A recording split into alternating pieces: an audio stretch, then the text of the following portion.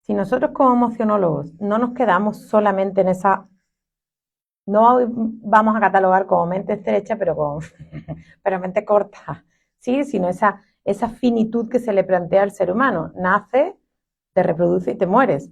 Sino como emocionólogos ya hemos expandido nuestro proceso de autoconocimiento, ese ser que somos. Vale. Si ahora nosotros integramos en nosotros el poder decir, vale, existe una energía. Otros le dicen, existe un constructor, existe una inteligencia, existe un universo, ¿sí? Existe algo que sostiene la creencia de todo lo que existe. Hay otros que le llaman Dios, ¿vale?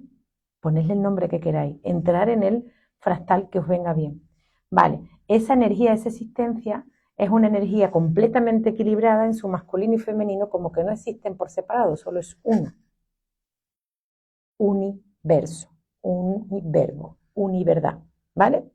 Entonces, ese uno que está haciendo constantemente, si un masculino y un femenino está unido, ¿qué es lo que está haciendo constantemente? Crear, crear, crear, crear, crear. ¿Nosotros lo estamos haciendo constantemente? Sí, pero no somos conscientes, ¿vale? Pero ¿qué es lo que estamos hablando de ese univerbo? Vamos a hablarle de ese Dios. No le quiero decir Dios porque ya automáticamente le ponemos una formita humana. No, esa energía, ese masculino, ese yin y yang, completamente unido, está constantemente creando desde el deseo de la vida. ¿Y qué es lo que crea desde el deseo de la vida? Fractales de sí mismo. Sabemos que es un fractal, un cachito, un pedacito, ¿vale? Ese fractal de sí mismo se ya entiende que es el alma. Y ese alma, para poder oscilar esa vibración y entrar en este plano de conciencia, que no es el único, pero en este plano de conciencia, necesita un vehículo. Ese vehículo de ese fractal del alma se le llama espíritu, soplo de vida. Y ese vehículo, para experimentarse a sí mismo, necesita un peliculón. Y necesita a un gran actor o una gran actriz. ¿Sí? ¿Qué es lo que hace? Ese soplo de vida se manifiesta en este plano a través de dos sistemas biológicos, uno llamado esperma y otro llamado óvulo. Tú agarras un esperma y un óvulo, los quieres pegar y no se pegan. Esto y esto no se pegan. Son agentes diferentes, un material y otro material. Un esperma y un óvulo son diferentes, son de dos cuerpos diferentes, ¿no? ¿Por qué se unen? Porque existe lo llamado la chispa divina, ¡pum!, donde el soplo de vida entra. ¿Ok? Entonces ahí, en ese soplo de vida, todo ese esperma y ese óvulo unido se convierte en un cigoto que va a generar entre sí, se sigue creando, se sigue manifestando ese masculino y ese femenino unido. Lo que es abajo es arriba, lo que es arriba es abajo. La parte contiene la información del todo, el todo contiene la información de la parte. ¿Entendemos genética emocional? Desde otro nivel de conciencia, no arriba, desde otro nivel de conciencia. Vale, entonces, ¿qué es lo que pasa? Ese ser humano, en esa humanidad que tiene, necesita un vehículo y ese vehículo es un mamífero, es un bicho, es un animal, es un animal. ¿Sí? Que ese animal ha ido evolucionando constantemente con todas esas experiencias de vida de sí mismo, ¿vale? Ese cuerpo está vivo no porque está Dios dentro, sino porque Dios, que es la energía, que es la vida, que es la inteligencia, que es el universo, está generando esa vida en esas células. En esas células tenemos el ADN, que ese ADN es el disco duro de todas las células anteriores que han vivido, o sea, de todos los seres anteriores que han vivido, de todos los seres humanos anteriores que han vivido, solo de mi familia, de todos.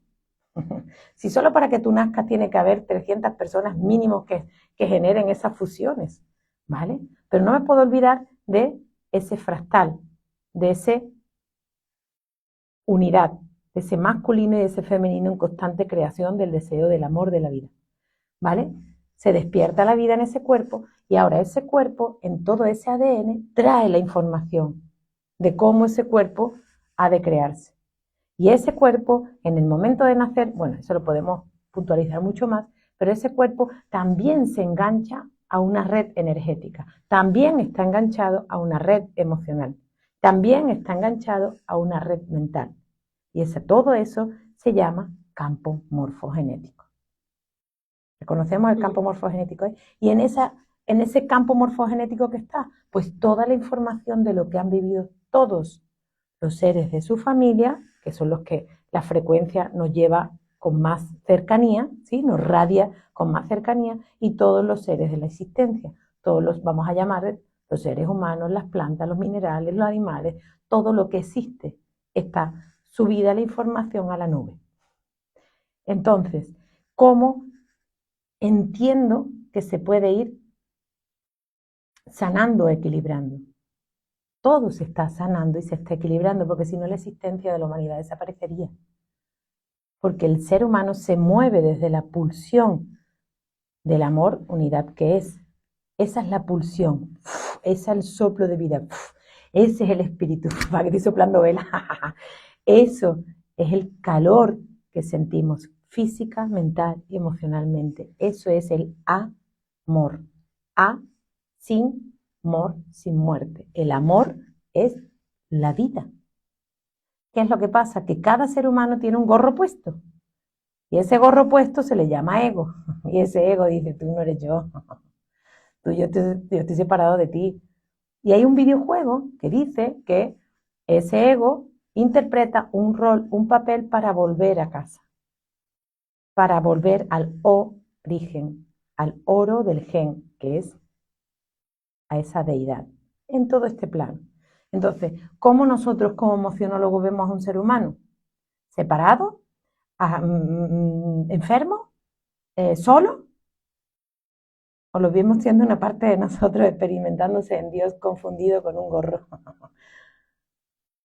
Y que además se deja llevar constantemente por el animal, que son las emociones que el hipotálamo dice, toma ahora rabia, toma ahora frustración, toma ahora ira. Y es como, espera, no te confundas, déjame que te deje vomitar emocionalmente, y cuando ya hemos quitado ese velo, ya vamos a comprender.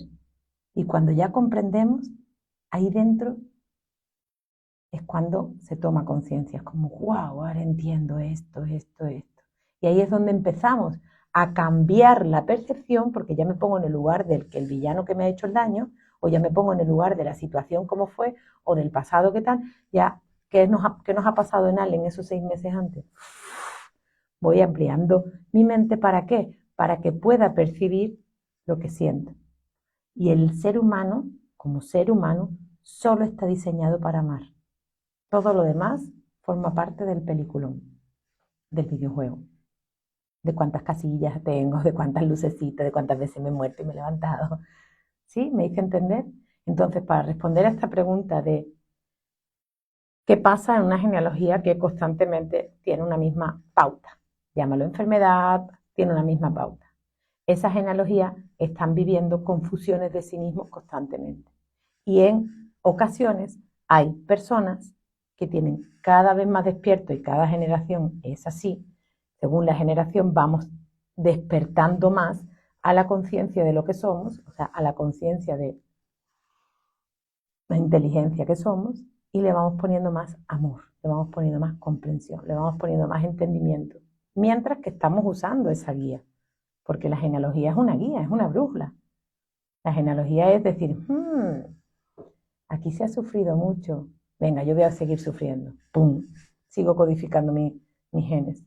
O, aquí se ha sufrido mucho, yo no venía para sufrir, voy a empezar a divertirme, pum, y ahora sale un viajero de la vida y tiene la diversión, se hace, ¿sabes? Y elige profesiones que no tienen nada que ver. ¿Entendemos la idiosincrasia del árbol? O sea, lo que el árbol viene a mostrarnos, como, si lo valoramos como un árbol que vemos, el árbol es más grande, mucho más grande por sus raíces que por su copa, mucho más grande por donde se arraiga que por lo que muestra. Mirar a los pacientes como un árbol. ¿Qué raíces ya no le llegaba la salvia, el agüita y los nutrientes? ¿Y qué raíces sí? ¿Vale? Porque en un proceso de autoconocimiento muchas veces, o cuando el paciente está sufriendo y no está sintiendo la paz que es porque se ha quedado atascado en las ramitas que no, en las que están secas, en las que ya hubo otro entendimiento, en las que ya por aquí no. Y se queda en la angustia, en la enfermedad, en lo que sea.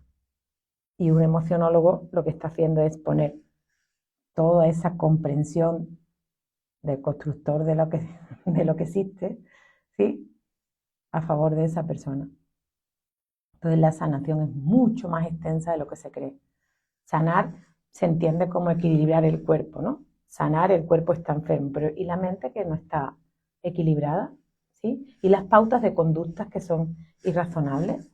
¿Qué creemos que la sociedad, hay una parte de la sociedad que está sana cuando están en guerra? No. Entonces la sanación es la salvación de esa oscuridad que hace que yo esté desequilibrándome todo el tiempo. ¿Cómo podríamos definir a un emocionólogo? Pues a alguien que, en este caso vosotros, que vais a poner luz. Y no es que vaya a encender una velita ni le vaya a poner linterna en la cara, sino que le vaya a decir, hey, mira, esto y esto significa esto. ¿En qué te cuadra? Claro que me cuadra porque esto, ¿vale? Todas esas pautas del origen emocional, de cómo interpretar el cuerpo, de cómo caminar inconsciente. Ahora, que no lo ves, que no lo entiendes, no pasa nada. Vámonos para adentro y déjame que todo lo que tú sientes ahí dentro lo expreses. Porque en esta sociedad que hemos nacido es como, di lo que piensas, pero no lo que sientes, o no sientas, ¿vale? Como dices. Entonces, como, espérate, vamos a ser más puro. Métete para adentro, te voy a hacer este protocolo, esto y esto.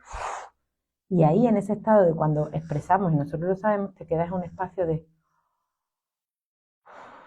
Hay pacientes que le llaman tranquilidad.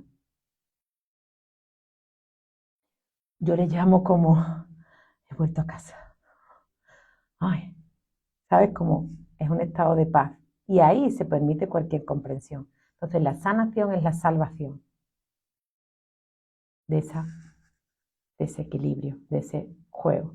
Pero para que veas todo lo que tenemos que entender que no hemos entendido. Por eso me dicen, y me habéis dicho muchas veces, esto tiene que estar en las escuelas. Estamos en ello, tú.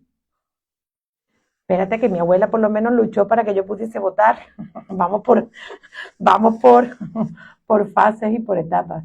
Entonces, todas las generaciones sanan y todas las generaciones yerran. Porque ahí es donde está el libre albedrío de cada ser que se sustenta en humano. ¿Vale, amor? Pero hay solo duda, si decimos todas las generaciones sanan, que es la cuarta generación la que está sanando lo que algún impacto emocional o algún eh, estructurante, la cuarta generación, si todos sanan, y volviendo a mi pregunta inicial, y sigue manteniendo el mismo padecimiento por generaciones, aún así se considera que lo sanó porque está teniendo este padecimiento independientemente de que más generaciones lo sigan teniendo. No. El concepto de sanar, según miramos la genealogía, lo estamos mirando desde un estudio psicológico. Entonces, el concepto de sanar lo entendemos porque lo está somatizando el cuerpo. No es porque lo somatice, lo está sanando. Okay.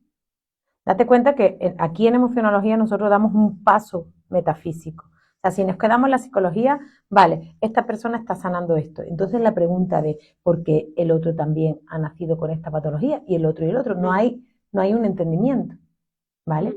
No es que lo esté sanando por el hecho de que lo esté somatizando su cuerpo, ¿sí?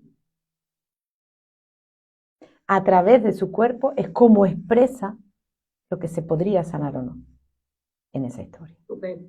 Sí, es muy finito, pero es como muy... pero así somos, ¿no? Miramos más allá y para mirar más allá hay que ponerse una lupa enorme. Entonces, sanar es salvar. Por eso siempre decimos que si viene un paciente con alguna patología, lo tiene más fácil. Porque vamos a identificar más claro qué le está pasando o qué le ha estado pasando. Si viene un paciente con un conflicto existencial, es como, dame un hilo conductor. Porque si hay una patología, lo que vamos a hacer es decir, vale, sistema nervioso, ¿cómo funciona? Vale, ¿a qué órgano, a qué cerebro? A tal. ¿Cuál es el código emocional? Esto. Entonces yo le voy a acompañar al paciente a que sea consciente de que esta forma de vivirlo, esta forma de pensar, estas situaciones, esto, le están haciendo que su cuerpo se exprese de esta manera. Entonces le estamos dando más claridad para que se salve, para que se sane, ¿vale? Pero no es que la cuarta generación lo sana. Todas las generaciones somos cuartas. Todas las generaciones somos todas las generaciones, primera, segunda. Ujú. ¿Sí?